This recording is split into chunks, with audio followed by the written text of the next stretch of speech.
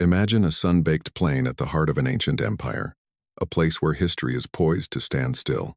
On one side, a young king, who genuinely believed in the divine bloodline of his lineage, commands an army of hardened warriors who have conquered all before them.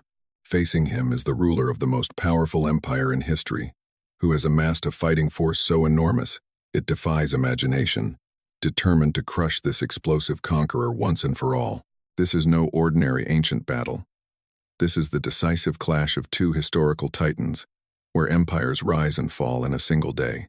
Welcome to Gaugamela, where Alexander the Great and Darius III would forge the most dramatic chapter in military history with blood and steel.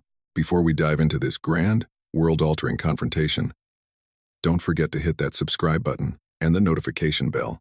Trust us, you won't want to miss the incredible stories we have in store. Now, let's explore how one brilliant tactical decision would forever reshape the ancient world. It was 331 BCE, and a palpable tension thrummed through the ancient world like lightning before a storm. 2 long, bloody years had passed since the stunning Battle of Issus. There, on a narrow coastal plain that negated his overwhelming numerical superiority, a relatively small Macedonian army had annihilated a colossal Persian force.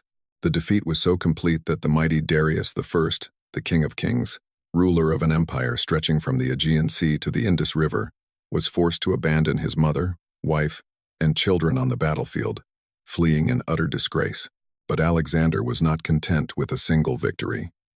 He understood that an empire was not defeated until its heart stopped beating. While Darius, licking his wounds in the palaces of Babylon, consolidated the fearsome might of his remaining domains, the Macedonian king was busy dismantling the Persian Empire piece by relentless piece. Alexander's conquests over these 2 years read like a fantastical novel, a testament to a will bordering on the divine. His campaign became legendary. At the fortress city of Tyre, proud descendants of the Phoenicians and masters of the sea, the Tyrians felt secure on their island, half a mile from the coast. They laughed at his demand for surrender. No one had ever conquered their city from the sea. So Alexander, in an act of almost mad, obsessive determination, decided to conquer the sea itself.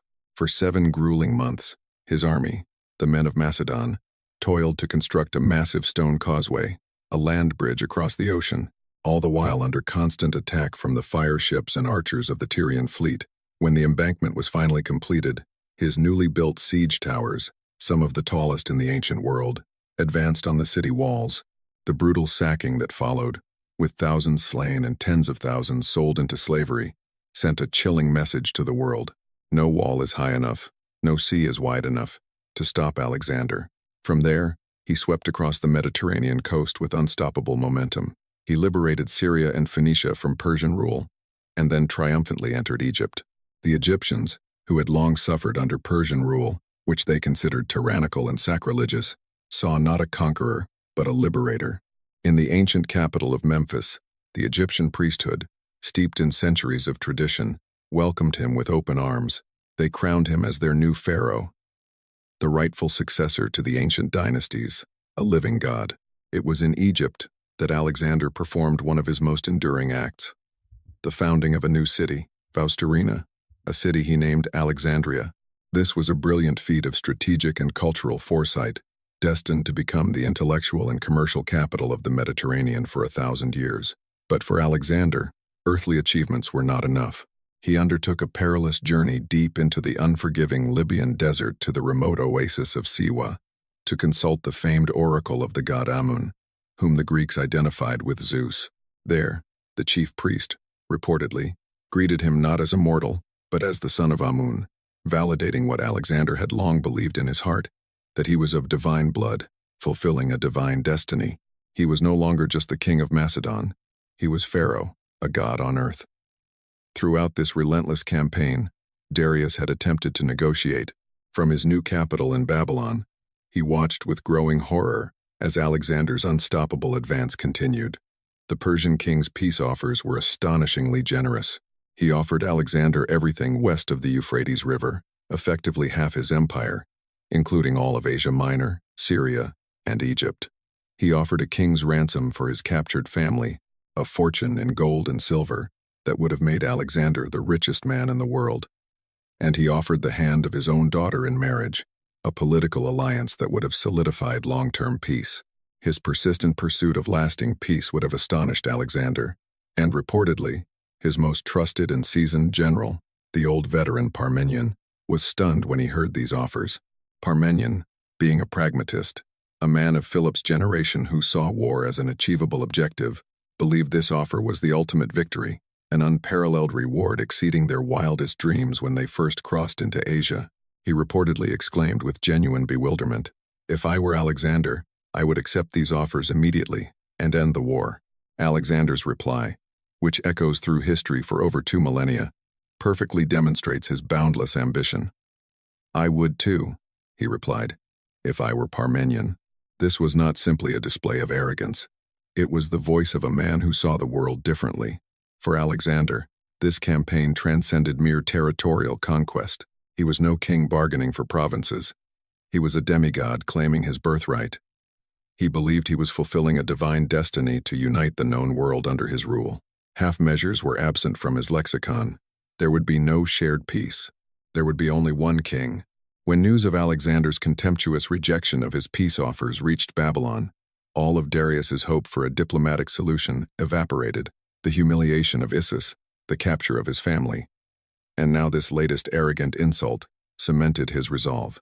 He finally, truly understood that negotiation was impossible. This was not a war for territory. It was a war for survival.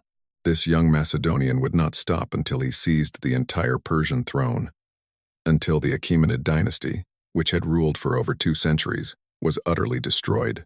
The great king, fighting now not just for his empire, but for his life, his honor, and his legacy, spent the next 2 years orchestrating the most massive military mobilization in human history. At this point, a summons went out to the farthest satrapies of his domain, from the shores of the Caspian Sea to the mountains of modern-day Afghanistan and the plains of India. This would not be another border skirmish to be settled by local governors. This would be a holy war, led by the King of Kings himself, to annihilate the Western invader. Darius chose his battlefield with the calculated precision of a chess master who had learned the bitterest of lessons.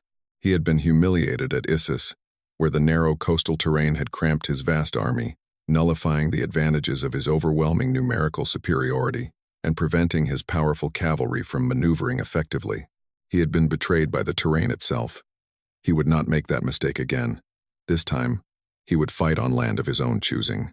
After consulting with his top commanders, he selected a vast, perfectly flat plain near the small village of Gaugamela, strategically close to his main supply base at Arbela, in territory we now call Iraq.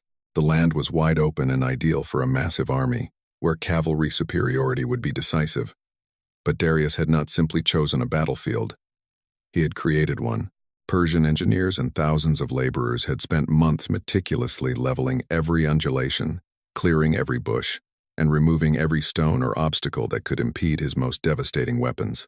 They were creating a gigantic billiard table for war, a perfectly level stage for the carnage to come. The plain stretched endlessly in all directions, providing ample space for his overwhelming numbers to deploy in a massive, continuous line miles long, and for his cavalry, the pride of his army, to operate unhindered. He was not just preparing for a battle. He was designing a platform perfectly suited to his army's strengths and his enemies' perceived weaknesses. The army assembled at Gaugamela was a breathtaking spectacle of imperial power, spanning continents. Ancient historians, while prone to exaggeration at times, describe a force that may have numbered 250,000 warriors, drawn from dozens of nations across the known world. At its core stood the legendary 10,000 Immortals, the elite heavy infantry of the Persian Empire. Their armor gleamed with gold, forming the king's personal guard.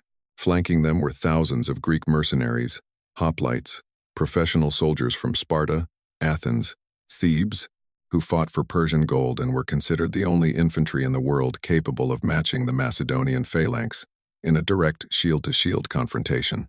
But the true spectacle lay in the army's diversity. This was not a national army. It was an imperial host, a living museum of warfare. There were Bactrian horsemen from the steppes of Central Asia, heavily armed lancers forming the elite of his eastern cavalry, led by the cunning satrap Bessus, a man whose ambition was as vast as his loyalty was thin. There were Scythian archers, nomadic warriors known for their deadly accuracy on horseback, capable of shooting in any direction at full gallop, a harassing force unlike any the Macedonian had ever faced. Among the Macedonians, there was no one who had ever encountered anything like it. There were Indian warriors, arriving from the distant Indus Valley, bringing with them weapons and tactics unknown to the Greeks, and something even more terrifying: Babylonians, Armenians, Medes, and Cappadocians, each with their own unique fighting styles, weaponry, and battle cries, also marched in these ranks. This was not merely an army. It was the concentrated military might of an entire continent, a multinational and multilingual force gathered with one purpose: to defend their king, their empire, and their way of life from the Western invader. This was the true great army of the Persian Empire, and it had come to erase Alexander from the pages of history. Amidst this vast host, Darius had assembled special units, fearsome forces drawn from the farthest reaches of his empire. Their purpose was not simply to fight the Macedonians, but to break them morally. Two such units instilled fear into even the most seasoned warriors. First were the 200 scythed chariots, perhaps the most terrifying shock weapon of ancient warfare. These were not the light, maneuverable chariots of the pharaohs or the heroes of Troy. Each was a heavy 4-horse engine of death, a tool of pure terror, specially redesigned by Darius for this battle. Their sole purpose was the complete annihilation of dense infantry formations like the Macedonian phalanx. Long razor-sharp blades, like gigantic scythes, protruded horizontally from the wheels at shin level, spinning at the speed of the chariot, and cutting a bloody swath through the front ranks of infantry. Additional spear points jutted forward from the axles in the chariot's yoke, designed to impale anyone who survived the initial impact. They were conceived as a psychological nightmare, a mechanical reapers of death that would not just shatter formations but turn organized, disciplined soldiers into a panicked, screaming mass of scattered corpses and severed limbs in mere seconds. Their purpose was to create a spectacle of violence so horrifying that the morale of the entire enemy army would crumble in one bloody stroke. Even more terrifying, because they were alive, rampaging monsters, were the 15 Indian war elephants that Darius had brought from the far eastern borders of his empire. These colossal beasts, standing over 3 meters tall and weighing several tons each, were living siege engines, trained from birth to trample, gore, and terrorize enemy formations. Each elephant carried a small wooden tower, a howdah, on its back, from which javelin throwers could rain down death from a mobile elevated firing platform. For most of Alexander's soldiers, who hailed from the mountains and plains of Greece and had never seen an animal larger than a horse, these creatures were the embodiment of their worst nightmares. These were animals so immense, so alien in appearance, and so terrifying in their trumpeting calls, that their very presence on the battlefield seemed supernatural.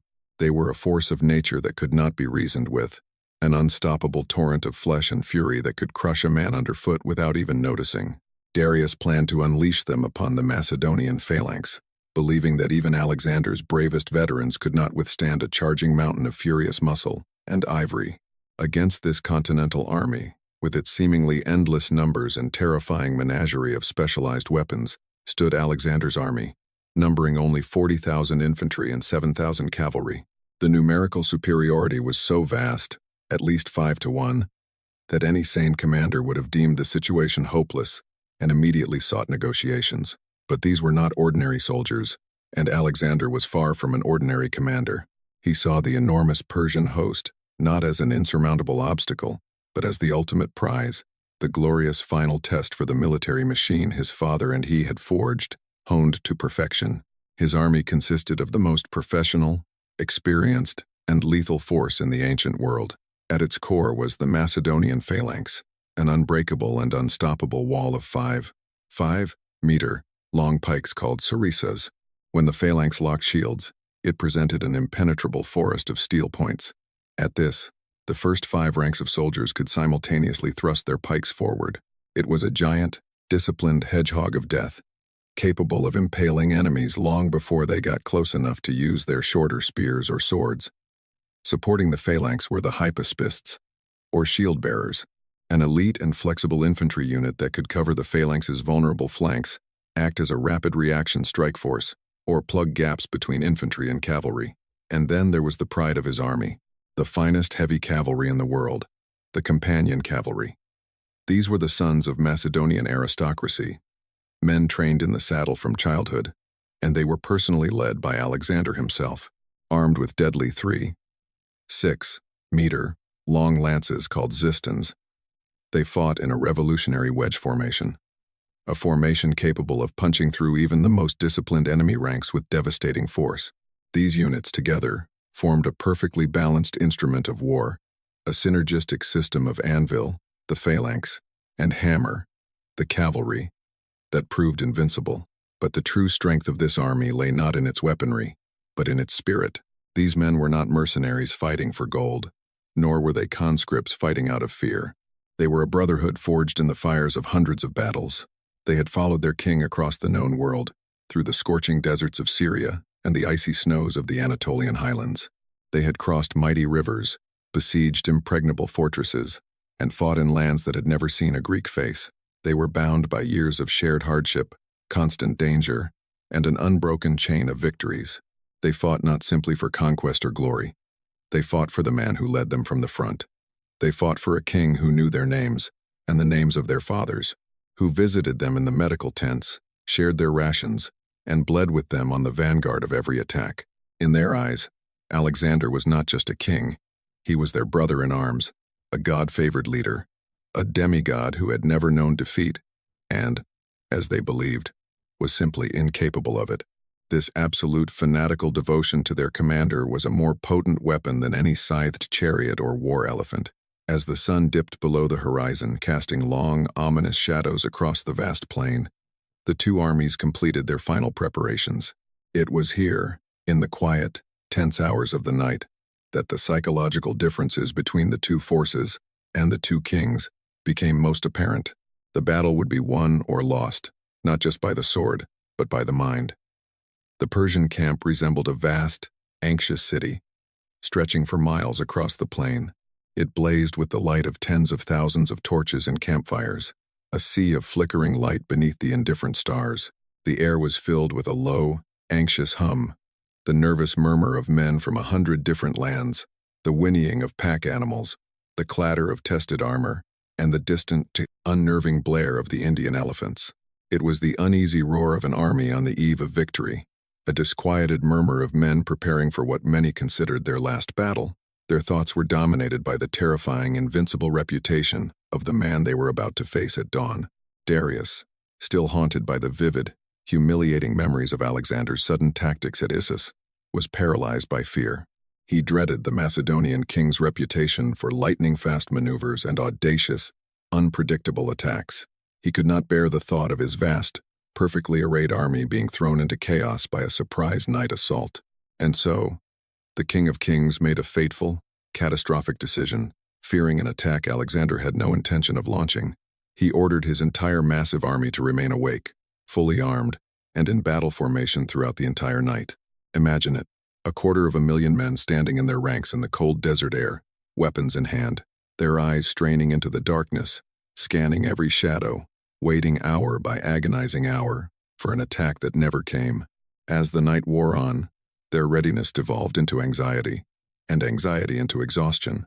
By the time the sun began to rise, the greatest army in the world was already half defeated, their physical strength sapped, their mental edge blunted entirely. The Macedonian camp presented a starkly different picture. It was a small, disciplined island of quiet darkness on the vast plain. Alexander's experienced generals, led by the cautious and veteran Parmenion, having seen the blazing lights of the Persian camp, immediately understood what Darius was doing. They saw a colossal opportunity. They went to Alexander's tent and implored him to allow a surprise night attack. A chaotic assault under the cover of darkness, they argued, could plunge the vast, multilingual Persian army into a state of panic and confusion from which it might never recover. Alexander listened to their counsel and then, with a characteristic arrogance that both inspired and unnerved his men, refused. "I will not steal my victory," he declared. And that declaration became legendary. He explained that a victory won in utter darkness would be seen as a trick, a matter of luck, and would allow Darius to claim he had been defeated by circumstance, not superior skill. He would defeat this vast army in broad daylight, in a pitched battle where the whole world could witness the superiority of his men and his generalship. There would be no excuses. Instead, he ordered his men to eat heartily, rest well, and sleep soundly. And so, while the Persian king kept a restless vigil over his increasingly exhausted and anxious troops, Alexander the Great, having finalized his last plans, retired. The accounts of historians convince us that on the eve of the greatest battle of his life, the fate of the world resting upon it, he slept so deeply and soundly that his generals had to wake him in the morning. This was not mere bravado, it was a calculated act of supreme psychological warfare. News of his serenity, his refusal to even consider a night attack, spread through his army like wildfire, instilling in the soldiers an unshakable, almost supernatural faith. Clears throat. If their king could sleep so serenely in the face of such incredible odds, then the battle must already be won. We are only just beginning to approach the incredible tactical genius Alexander was about to unleash. But first, if you're enjoying this deep dive into one of history's most pivotal battles, show your support by hitting that like button. It truly helps us create more epic historical content like this for you. As the sun rose over the plains of Gaugamela, a rested and clear-headed Alexander convened his commanders for a briefing that would subsequently become one of the most studied military meetings in history.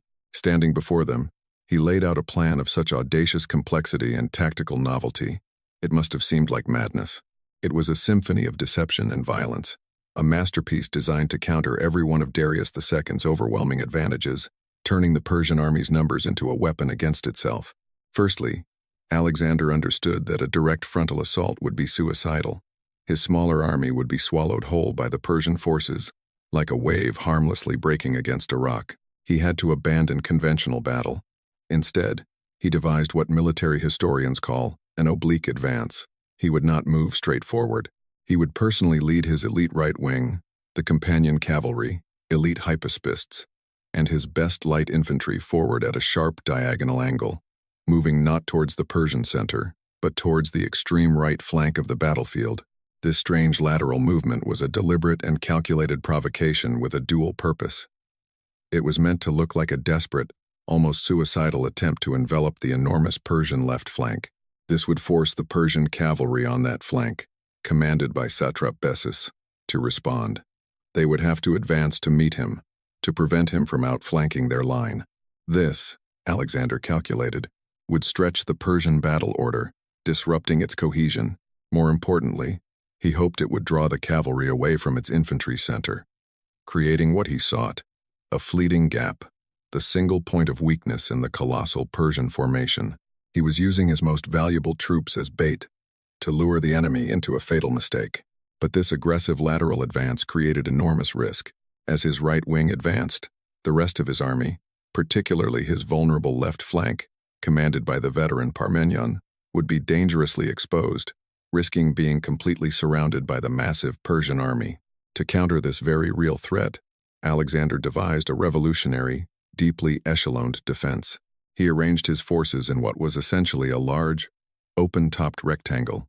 His main phalanx formed a strong front, but behind them, he positioned a second line of infantry at an angle, like the sloping walls of a fortress, ready to pivot and meet any flanking attack from the Persians' right. This reserve line was Alexander's insurance policy. If, as he anticipated, the Persian right flank cavalry under Mazuas attempted to envelop his smaller force, this second line could repel the flanking attack, pivoting backward to form a new battle line and protect the army's rear. This revolutionary innovation could transform his army from a single line into a defensive box, a flexible fortress capable of fighting in multiple directions simultaneously. This was an incredibly complex maneuver, demanding absolute trust between commander and soldiers, because it meant dividing his already outnumbered army even further, weakening his main line to protect the rear. Finally, Alexander devised a special and psychologically brilliant counter-strategy against Darius II's fearsome Persian scythed chariots. He understood that these weapons were designed to induce panic and break formations, and standing firm against them was suicidal. So, he ordered his front-rank infantry to do the one thing that contradicted every soldier's instinct. Not to hold, but to part. He trained his men to create gaps in their ranks at the last possible moment, forming passages through which the chariots could pass harmlessly. He told them to shout, to bang their spears on their shields, and to create a terrifying cacophony to frighten the horses and guide them into these human mouse traps.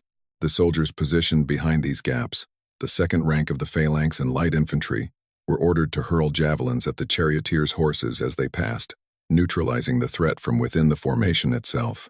This plan was a breathtaking gamble, dependent on the incredible discipline and courage of every single soldier. It demanded that they stand firm under the charge of hurtling blades, trusting their training and their king's genius more than their own survival instincts. It was a testament to the absolute, unbreakable bond between these veterans and their commander, whom they revered as a deity. Having devised his strategy and offered a final prayer to the gods of Macedon, Alexander mounted his famous horse, Bucephalus, and led his army onto the battlefield, the field of destiny. The sight was undoubtedly one of the most awe-inspiring in all of ancient history. 47,000 elite warriors, like a small island of bronze and steel, marched in perfect, silent formation across the vast plain. Before them, the Persian host stretched for miles in every direction, a shimmering, multicolored sea of men and horses that seemed to melt into the horizon. The Macedonians were not simply outnumbered, they were a drop of water against an ocean. The battle began exactly as Alexander had planned, a masterful first move in a deadly game of chess. He gave the signal, and personally moved his elite right wing, the companion cavalry, hypaspists, and light infantry, forward in an oblique maneuver. The entire Macedonian line began to move in perfect unity, not straight ahead, but shifting further and further to the right, like a ship sailing against the wind. This unusual lateral movement immediately unnerved the Persian command. They had prepared for a head-on assault, a simple clash of numbers. This was something entirely different, something unpredictable and unsettling. Alexander refused to play by their rules. As Alexander's wing peeled away from the meticulously leveled ground Darius had so painstakingly prepared for his scythed chariots, the Persian king, watching from his royal chariot at the center of the vast army, grew increasingly agitated. He saw Alexander's best troops seemingly attempting to flee the battlefield, or perhaps undertaking a wide, desperate flanking maneuver that could prove disastrous if successful. The meticulously laid Persian battle plan, which relied on fighting on prepared ground, was already beginning to unravel before the first major engagement. Darius could see his tactical advantage, the very reason for choosing this location, slipping away with every step the Macedonians took.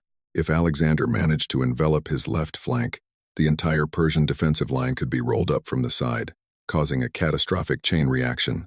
Even if he simply forced the battle onto unprepared, more broken terrain to the right, the scythed chariots would become useless.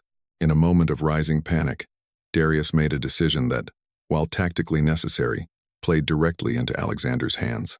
He ordered the elite Scythian and Bactrian heavy cavalry on his extreme left flank to immediately attack, to charge out and intercept Alexander's wing, stopping its relentless lateral advance before it could develop further. The collision was deafening. Thousands of the finest heavy horsemen from the eastern steppes, clad in scale armor and armed with long lances, crashed into Alexander's right wing in a whirlwind, chaotic melee of bronze, steel, and screaming horses. The fighting was brutal, a desperate struggle for control of the flank. But this was exactly what Alexander wanted. He had used his most elite troops as bait, and the Persians had taken it. Now, with the Persian left flank cavalry fully engaged, drawn away from their original position, and committed to stopping his advance, Darius believed the Macedonian lines were now fixed and incapable of maneuver. He had contained the immediate threat, but in doing so, he had fatally stretched his own line, just as Alexander had predicted and hoped. Seeing his left flank cavalry finally pinning Alexander's advance, Darius believed that the Macedonian lines were now fixed, their formation ripe for a cavalry engagement on the flank, a perfect, stationary target.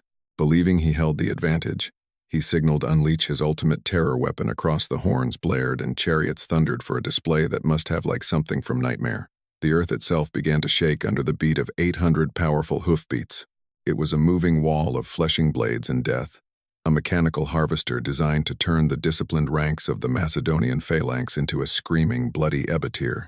For lesser troops, this moment would have meant the end. The psychological impact was designed to be overwhelming.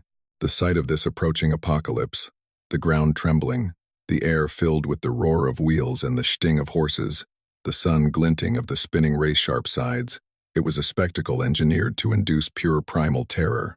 Any ordinary army would have broken and run, sealing their own doom as the chariots cut them down from behind. Alexander's veterans were no army. With incredible courage, They maintained their composure. The front ranks of the phalanx, like statues, held their ground as the wall of death thundered towards them. They watched, they waited, and at the very last moment, on a single command that rippled through the ranks, they enacted their revolutionary tactic. The disciplined ranks parted, forming prearranged openings, clean and open corridors of death. Simultaneously, the infantrymen began to shout, to roar, to bellow deafening war cries, and to bang their swords and spear shafts against their shields, creating a thunderous, terrifying cacophony designed to frighten the already maddened horses. The plan worked flawlessly, a triumph of discipline over terror. The chariot horses, panicked by the din and naturally seeking the path of least resistance, were guided around the dense ranks of soldiers and directly into the waiting openings. The charioteers, their chariots now careening uncontrollably, had completely lost control. Their momentum, which was meant to be their greatest weapon, carried them harmlessly through the Macedonian front line. But they did not reach safety. They had entered the kill zone. Trapped within the formation and losing speed, they were systematically annihilated by the second rank of infantry and light javelin throwers, specifically positioned for this purpose. Javelins rained down on the defenseless charioteers and the exposed flanks of the horses. Phalangites in the second rank used their long sarissas to impale the animals, bringing the deadly machines to a crashing, disordered halt. Within minutes, Darius's most fearsome weapon, the terror of the ancient world, had been utterly neutralized. His assault was broken, its power spent. The ground before the phalanx, which was meant to be a field of corpses, was instead littered with the scattered, bloody wreckage of broken chariots and dying horses. The psychological impact on the Persian army, which had just witnessed the spectacular failure of its premier weapon, was immense. While Alexander's plan had worked perfectly on the right flank, and his phalanx was calmly dealing with the scythed chariots in the center, a genuine catastrophe was brewing on his left flank. Here, his second-in-command, the old, cautious, but dependable veteran general Parmenion, was facing the full fury of the Persian right flank cavalry. This massive force was led by Mazius, satrap of Babylon and one of the most capable and aggressive Persian commanders. Unlike the Persian left flank, Mazius's wing included a formidable contingent of Indian and Cappadocian heavy cavalry, some of the finest horsemen in the entire empire. Parmenion, commanding the Thessalian cavalry, allied Greek horsemen, was significantly outnumbered and fighting a desperate defensive battle. Mazius, sensing weakness, relentlessly pressed his advantage. The sheer weight of the Persian onslaught was beginning to crush the Macedonian left flank. Parmenion's lines, stretched thin to cover territory, began to buckle. The Persian cavalry was on the verge of a complete breakthrough of his defensive line. If they succeeded, they could envelop the entire Macedonian army from the rear, routing it and turning Alexander's brilliant tactical position into a horrific slaughter. The entire battle, and the fate of Alexander's army, now hung in the balance, on this buckling flank. In full desperation, Parmenion did the only thing he could. He dispatched a messenger, galloping through the chaos of the battlefield. The messenger's mission was desperate and seemingly impossible: to find Alexander in the swirling melee of the right flank and deliver a plea for immediate reinforcements before the left flank was utterly destroyed. But Alexander paid no heed to the crisis on his left flank. His attention, his entire being, was focused on the Persian center. He had entrusted the left flank to Parmenion, confident in the old general's ability to hold, to bend, but not to break. For Alexander, the desperate struggle on the flank was a necessary sacrifice, a calculated risk he had already accepted. His eyes were fixed on the prize he had sought from the very beginning of the battle. His grand oblique wedge maneuver had achieved exactly what he had hoped for. He saw that Bessus, commanding the Persian left flank cavalry, had charged in, just as he predicted. He saw them being drawn further and further away from their own infantry support in the heat of the cavalry melee. And then he saw it, the fatal gap. A momentary weakness had opened in the Persian battle line, a corridor of vulnerability directly between their engaged left flank cavalry and their infantry center, where Darius himself stood, protected by his immortals. This was it, the single, fleeting opportunity for which his entire audacious plan had been devised. This was a moment born of disaster and tactical genius, supreme deception, and nerves of steel. The crisis on the left flank was irrelevant. The universe had presented him with an open opportunity, and he was going to seize it, ignoring, Ignoring Parmenian's desperate pleas, Alexander understood that sending reinforcements to the left flank would be a fatal mistake. The only path to saving his army lay not in defense, but in offense, in decapitating the serpent. Without the slightest hesitation, he made the decision that would win the battle and echo through history. He ordered a portion of his elite companion cavalry to detach from the fierce melee on the flank. With a single, piercing trumpet blast, he gathered them beneath his standard, turning them not towards the cavalry they were fighting, but towards the now open Persian center. As his men responded with flawless discipline forged in hundreds of battles, he formed them into the famous massive wedge formation, with himself and his royal squadron at its very tip. Imagine the moment, one of the most famous in military history, Alexander, his helmet adorned with a plumed crest so that his warriors could always find him in the chaos, his armor, dust, and sweat stained from battle, rising in the stirrups. He raises his aiston, not to hurl, but pointing it forward, like the finger of an avenging god, directly at the breach in the Persian line. Behind him, 2,000 of the finest heavy cavalry in the world, the sons of Macedonian nobility, coalesce into an unstoppable human spear, a lightning bolt of flesh and steel, aimed at one single target, Darius III himself. With a roar that was a prayer to the god of war, Alexander spurred Bucephalus forward. The companion cavalry charged. This was not a chaotic charge, but a perfectly calibrated, disciplined instrument of destruction. They punched through the weakened Persian ranks like lightning striking an ancient oak. They shattered the lines of the King's Guard infantry, men who likely had not expected to engage in combat. Their main duty was to look impressive alongside their king. The deadly 12-foot companion cavalry lances, wielded with deadly accuracy, were longer than the Persian infantry's shorter spears, carving a terrifying path of destruction directly towards the great king's magnificent war chariot. For a brief electric moment, time seemed to slow. Two kings, two worlds, found themselves within sight of each other amidst the chaos of battle. Alexander, the warrior king, the 25-year-old demigod, leading the charge from the front, his armor gleaming, his face a mask of what ancient historians called pathos, divine passionate intent, fury. And there Darius, ruler of the world's greatest empire, an aloof, godlike figure in his richly adorned, elevated chariot, suddenly finding a whirlwind of pure, primal fury at his very doorstep. Spears hurled by Alexander and his lead riders began to fall around Darius like a deadly rain. One, it is said, struck and killed his charioteer standing beside him. His personal guard, the Immortals, the finest warriors of the Persian Empire, were impaled and cut to shreds by the irresistible charge of the companions.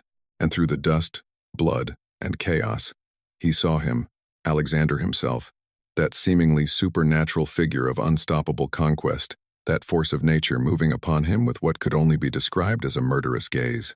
To Darius, it was a vision of Ishtar, and it utterly broke his spirit. Darius had experienced this same terror once before on the narrow plains of Issus. The memory of that humiliation, the sight of this same fair-haired demon of war, relentlessly bearing down on him, seared into his soul.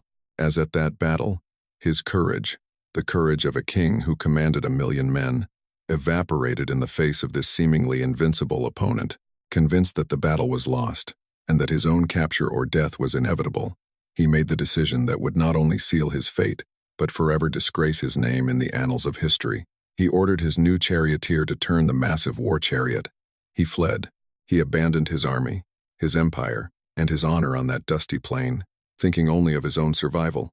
The psychological impact of the king's flight was catastrophic and immediate. In ancient warfare, the king was more than just a commander. He was the divine center of the army, the living embodiment of the empire's power and its right to rule. His presence was the mortar that held the multinational, multilingual host together. As this center vanished, the entire structure disintegrated. The news spread through the Persian center and left flank like wildfire. It was a cry, passed from man to man in a dozen different languages, but with one universally heart-rending meaning: Darius Avashta. The king has fled.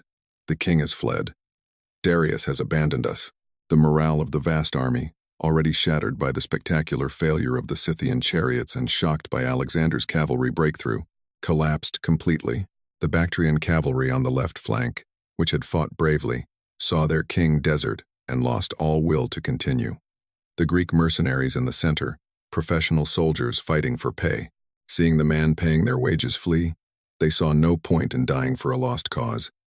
Panic, confusion, and primal fear swept through the Persian ranks like an epidemic. What had moments before been a proud, organized army began to disintegrate. Soldiers who had traversed thousands of miles to fight for their empire suddenly found themselves without leadership, in terror, and utterly alone. Cohesion vanished. Discipline evaporated. Warriors cast aside their heavy shields and weapons and simply ran, desperately trying to escape the Macedonian engine of death. What had, mere moments before, been a proud, organized army, devolved in minutes into a panicked, fleeing mob. Their only thought was to escape the slaughter and disgrace wrought by their king's cowardice. As Darius fled, Alexander and his elite companion cavalry plunged into a glorious, adrenaline-fueled pursuit. The ultimate prize, the pinnacle of his father's dreams and his own divine ambitions, was within his grasp. Capturing the Persian king would have ended the war at this triumphant moment. It would have decapitated the Persian Empire, forced all its remaining armies to surrender, and cemented Alexander's conquest of the entire known world in a single glorious day. Every instinct, every cell of his being screamed at him to continue the pursuit, to seize his rival, and to claim his destiny. Yet, at that very moment of impending triumph, a desperate messenger from Parmenion finally broke through the chaos and reached him. The news was catastrophic. The Macedonian left flank had not just buckled, it had been routed. The brilliant Persian commander Muzius had not only driven back Parmenion's wing, but had shattered it. A large contingent of Persian and Indian cavalry had broken through the Macedonian lines and were now in the rear, rampaging through the Macedonian camp, looting the baggage train, and threatening to envelop and destroy his entire army from the rear. Parmenion's message was not a request but a desperate cry for help. The army was on the verge of annihilation. Alexander, at the peak of his personal glory, was faced with a terrible choice that would define his character for all history. He could continue his glorious pursuit of Darius, a pursuit that would guarantee him personal fame for centuries and lead to the swift conclusion of the war. This was the path of the conqueror, the path of the demigod. Or he could abandon his quarry, turn away from the very precipice of ultimate victory, and return to aid his endangered men. This was the path of the leader, the path of the king. For any other commander, the temptation of personal glory might have proven too strong. But Alexander's bond with his soldiers was absolute. Without hesitation, he chose his men. Historians tell us he was furious, cursing fate for robbing him of his prize. But he did not falter for a single moment in his decision. In the ultimate act of leadership and loyalty, he reined in the surging Bucephalus, halted the glorious pursuit, and gathered the companion cavalry with the sound of his trumpet. He turned his entire elite squadron, abandoning the pursuit of the King of Kings, to plunge back into the bloody, uncertain melee and rescue his besieged left flank. Alexander's return had an immediate and devastating impact. The elite Macedonian cavalry, the most fearsome shock troops in the world, crashed into the rear of the triumphant Persian horsemen. Muzius's cavalry, who believed they had won the battle, were caught completely by surprise, disorganized, and scattered as they were occupied looting the Macedonian camp. They were celebrating victory when suddenly they discovered the devil himself at their backs.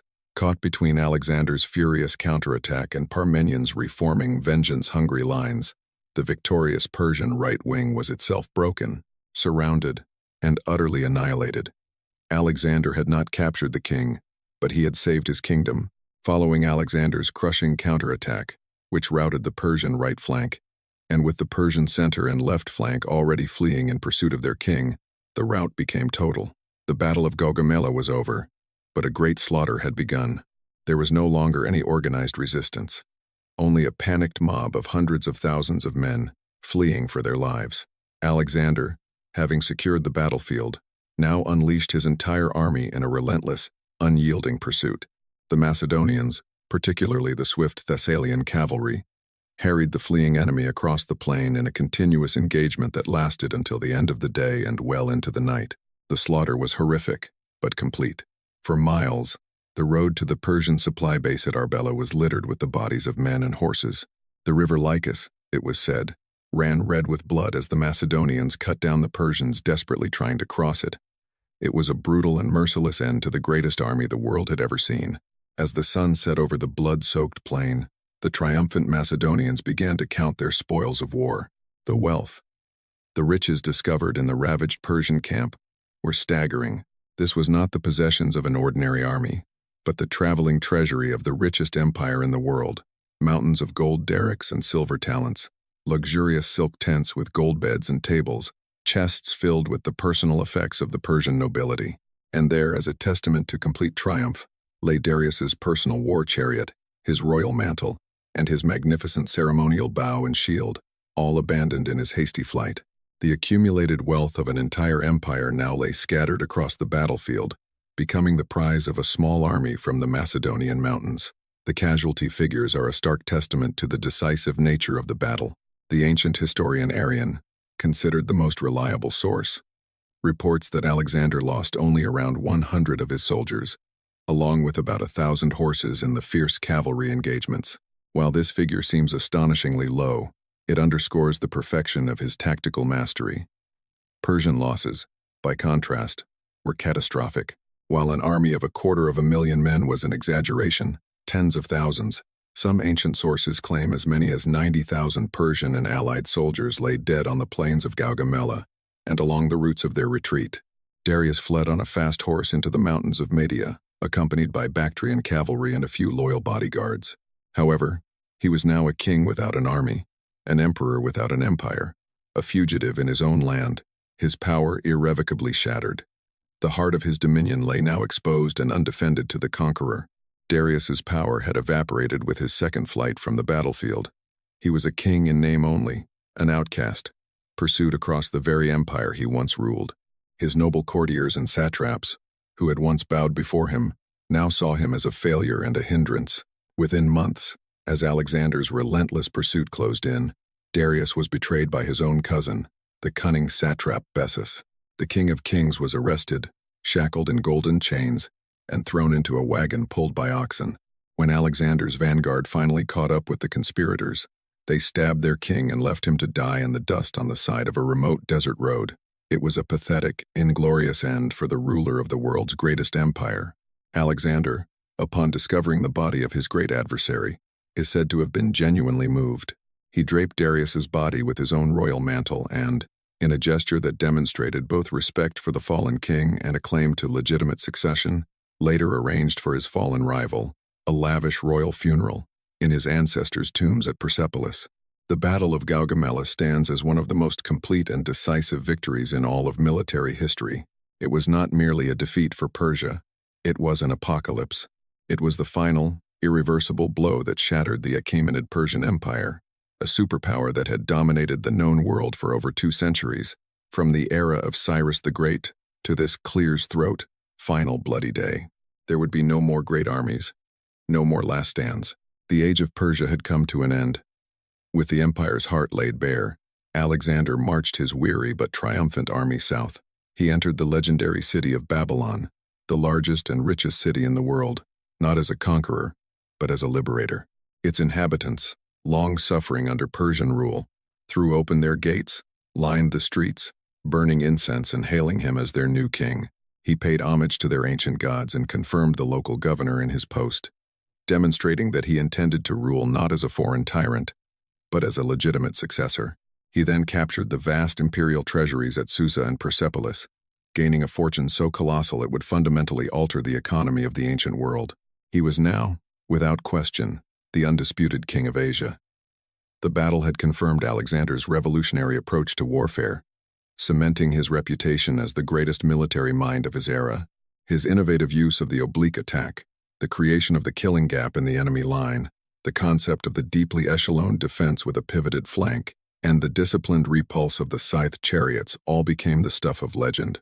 His tactics at Gaugamela were studied and revered by military commanders for millennia, influencing everyone from Roman generals like Scipio and Caesar to Frederick the Great and Napoleon Bonaparte. Gaugamela became a chrestomathic example of how tactical genius and superior command could overcome seemingly impossible numerical superiority. But Gaugamela achieved far more than a victory in war or a demonstration of generalship. It brought an entire historical era to a close and gave violent birth to a new one. The victory opened the floodgates for the spread of Hellenistic culture, the Greek language, its philosophy, art, and science across the vast territories of the former Persian Empire. After Alexander's numerous conquests, Greek soldiers, merchants, artists, and administrators settled in new communities stretching from Egypt to Afghanistan. This ushered in the emergence of a vibrant, dynamic fusion of Greek, Persian, and Eastern cultures that would irreversibly alter the course of human development. The dust that settled on the fields of Gaugamela settled the remnants of the old Persian world order, while simultaneously fertilizing the soil for the birth of a new, more integrated world. Now, Alexander's vision of a continental cultural harmony could begin to take tangible form. Mathematics from Babylon, astronomy from Egypt, and philosophy from Athens could freely circulate and intertwine in new centers of enlightenment, such as his magnificent city of Alexandria. The rigid boundaries that had previously divided East and West were broken, and in their place, a new cosmopolitan and Hellenistic world emerged. The Battle of Gaugamela stood as an undisputed triumph of strategic intellect over numerical might, of innovation over outdated tradition, and of inspiring personal leadership over a faceless bureaucratic empire. On that day, a 25-year-old monarch from the humble mountain kingdom of Macedon, who faced forces at a battlefield perfectly prepared for his defeat that outnumbered his army by at least 5-1, proved that history is shaped, not by giant armies, but by extraordinary men. This was the moment he demonstrated that destiny truly belongs to those bold enough to seize it. Alexander's decision to turn back and save his soldiers, rather than pursuing the fleeing Darius for personal glory, reveals the true essence of his character, the quality that made him not just a great conqueror, but arguably the greatest commander in human history. This single, complex choice to sacrifice ultimate reward for the well-being of his soldiers laid the foundation for the unshakable bond he shared with his army. His men would follow him to the ends of the earth, through scorching deserts and over the planet's highest mountains, because they knew, with absolute certainty, that their king would bleed with them, that he would never abandon them for his own gain. This single battle, fought on one bloody afternoon, irrevocably altered the trajectory of human civilization. It shattered the old world order, which had existed for centuries, and ushered in an age of cultural exchange between East and West that continues to influence our world to this day. It was a victory so comprehensive, so audacious, and so brilliantly executed that it propelled its creator from the realm of history into the domain of myth. On the dusty plains of Gaugamela, through an act of supreme courage and unprecedented military genius, Alexander truly earned his eternal title, Alexander the Great. What are your thoughts on Alexander's difficult choice to forego the pursuit of Darius to save his soldiers? Was it the right decision, a display of true leadership, or a missed opportunity that needlessly prolonged the war and cost more lives in the long run? Share your opinions in the comments below. If this epic tale of tactical genius and world-altering ambition has captivated you, subscribe for more incredible stories from history's most dramatic moments. Hit that notification bell so you don't miss our latest historical breakdowns, and we'll see you in the next video, where history comes alive.